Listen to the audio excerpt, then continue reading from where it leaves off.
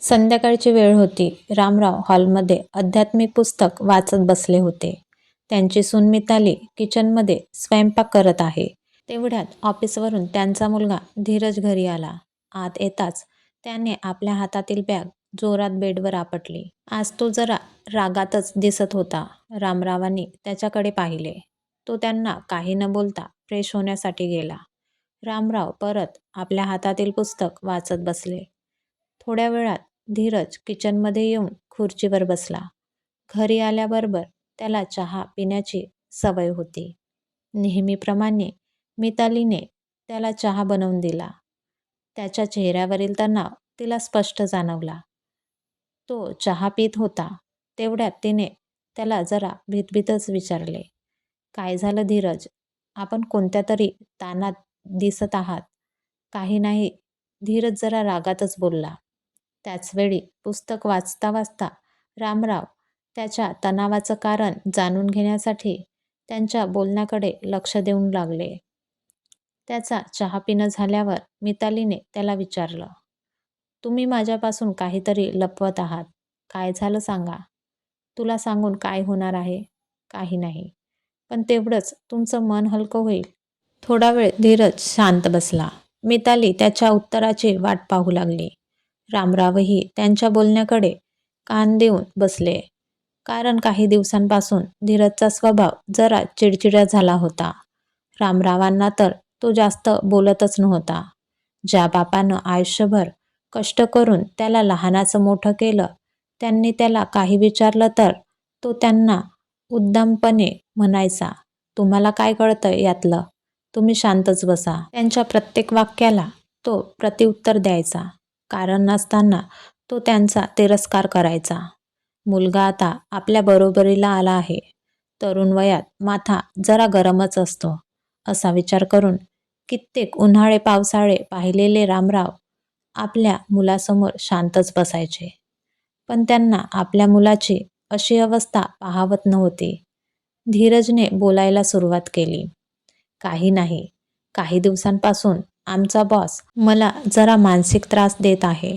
त्याच्यापुढे हुजेरीगिरी करण्याचे ऐकून त्याच्या माझ्याविषयी गैरसमज झाला आहे. आपल्याला वाटतं राजकारण फक्त राजकारणातच चालतं, पण तसं नाही.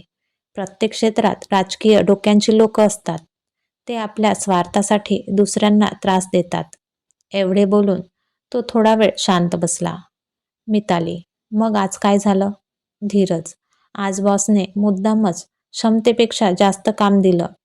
"मग कसं करणार?" "तरीही मी पुरेपूर प्रयत्न केले. वेळेत काम न झाल्याने बॉसने सर्वांसमोर माझा अपमान केला. मग एवढ्या दिवस माझ्या मनात साठलेला रागही ज्वालामुखीसारखा उफाळून बाहेर आला. मग मीही त्याला अरेतुऱ्यावर येऊन बोललो. शेवटी रागात तुझ्या नोकरीवर लाथ मारतो म्हणून निघून आलो."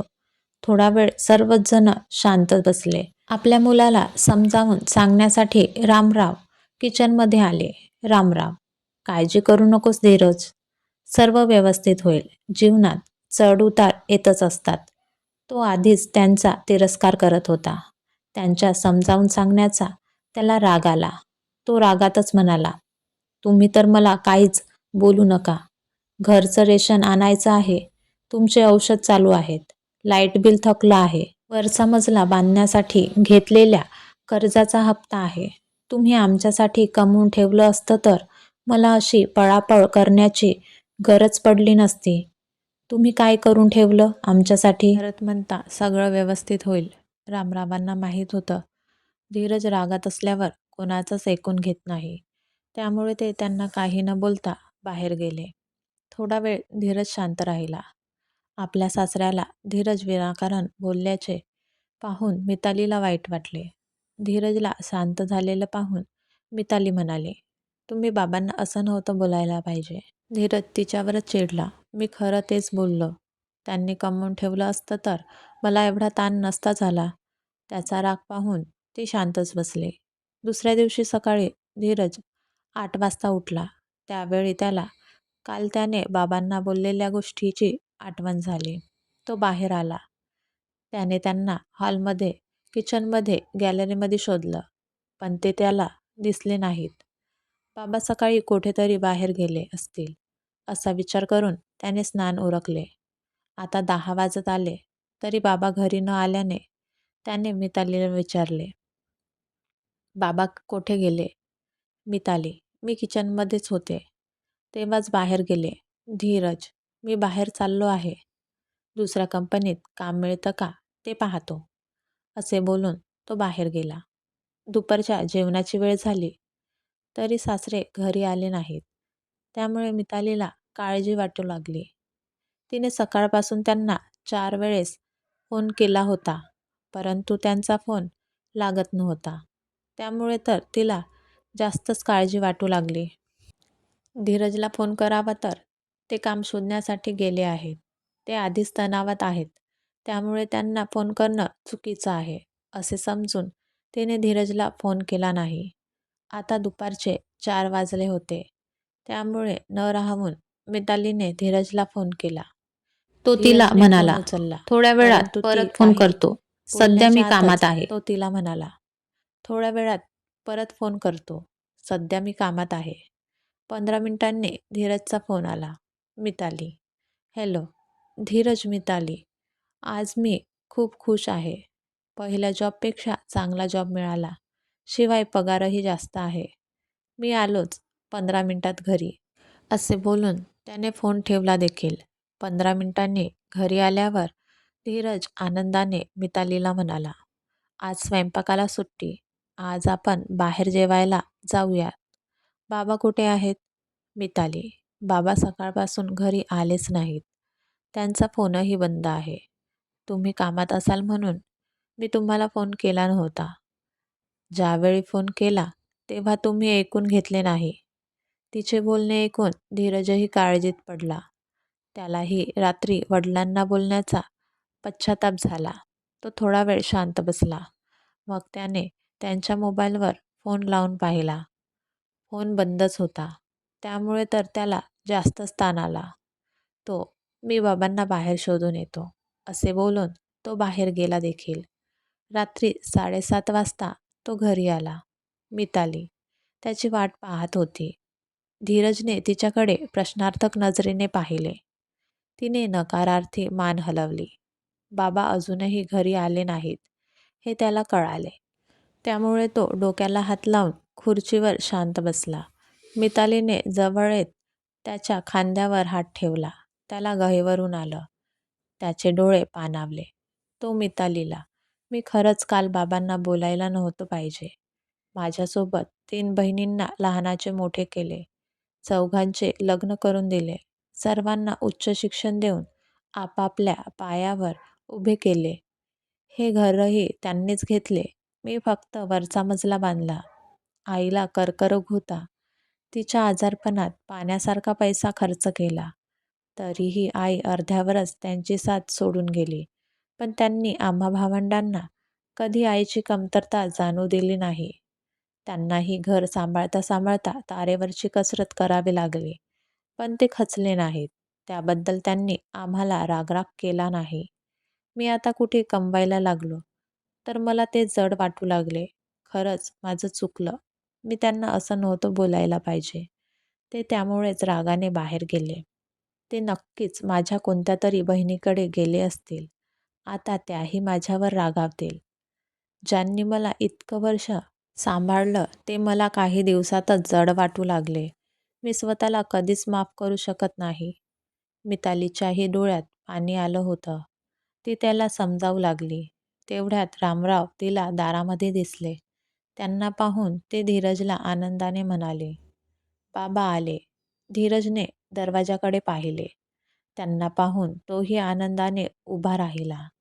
रामराव घरामध्ये आले. धीरजने त्यांना पायापासून डोक्याच्या केसापर्यंत न्याहाळलं. त्यांचे कपडे मळाले होते. चेहऱ्यावर धूळ जमा झाली होती व काळे डाग पडले होते. त्यांना त्या अवस्थेत पाहताच त्याने विचारले, बाबा, तुम्ही तुमच्या जुन्या फॅक्टरीमध्ये गेला होता? त्यावर रामराव हसतच म्हणाले, रात्री तुला परेशानीमध्ये पाहून मला राहावलं नाही. मी विचार केला, माझ्याच्याने जेवढं काम होईल तेवढं करून तुला पैशांचा थोडाफार हातभार लावावा. धीरजला गहिवरून आलं. तो म्हणाला, बाबा, मी रागात तुम्हाला बोललो होतो. तुम्ही मनाला लागून घेऊ नका. खरं तर तुम्ही आमच्यासाठी जेवढं केलं आहे, त्याची परतफेड कधीच होऊ शकत नाही. आता आम्हाला तुम्ही हवे आहात, तुमचे पैसे नाही. मला पहिल्यापेक्षा चांगला जॉब मिळाला आहे. पगारही जास्त आहे. त्यामुळे तुम्हाला काम करण्याची गरज नाही. मी तुम्हाला यापुढे कधी दुखवणार नाही. मला माफ करा, रामराव म्हणाले. माफ करायला मला तुझ्या बोलण्याचे वाईट वाटलेच नाही. मीही तुझ्या वयात असताना माझ्या वडिलांना असंच म्हणालो होतो. पण जेव्हा मी कमवायला सुरुवात केली, तेव्हा मला कळलं त्यांनी माझ्यासाठी काय केलं. बाप उन्हाचे चटके सहन करतो, पण आपल्या परिवाराला झळ लागू देत नाही. मी तुझ्यासाठी काय केलं हे तुला आज नाही कळणार. जेव्हा तू बाप होशील तेव्हा कळेल. त्यांच्या बोलण्यावर मिताली म्हणाली, खरं बोलताय बाबा तुम्ही. आई-वडिलांचा त्याग मुलांना दिसत नाही. ते म्हातारे झाले की मुलांना जड वाटू लागतात. यापुढे आम्ही दोघेही तुमची काळजी घेऊ. तुम्ही गेल्यानंतर आम्ही दोघेही काळजीत पडलो होतो. मला तर वाटलं तुम्ही रागात घर सोडून गेलात. त्यावर रामराव म्हणाले, हे घर माझं आहे. मी घरातून बाहेर कधीच जाणार नाही. आता तुम्हालाच माझ्या घरातून बाहेर जावं लागेल. त्यांचे बोलणे ऐकून ते दोघेही काळजीयुक्त नजरेने त्यांच्याकडे पाहू लागले. त्यावर रामराव त्यांच्याकडे हसत पाहत म्हणाले, मी मजाक केली तुमची. तुम्हीच माझे घर आहात. माणसाची खरी ताकद हे त्यांचे कुटुंबच असते. मी तुमच्याशिवाय कसं राहू शकेल? चला आता जेवण करून घेऊयात. मला भूक लागली आहे. त्यावर मिताली म्हणाली, बाबा आज हेच आपल्याला बाहेर जेवायला घेऊन जाणार आहेत. आम्ही तुमच्यामुळेच थांबलो आहोत. त्यावर रामराव म्हणाले, चला आज मीच तुम्हाला जेवायला बाहेर घेऊन जातो. त्यांचे बोलणे ऐकून धीरज व मिताली दोघेही खुश झाले. ते तिघेही आनंदाने बाहेर जेवायला गेले. ही कथा आवडली असल्यास लाईक करा, शेअर करा आणि सबस्क्राईब करा. धन्यवाद.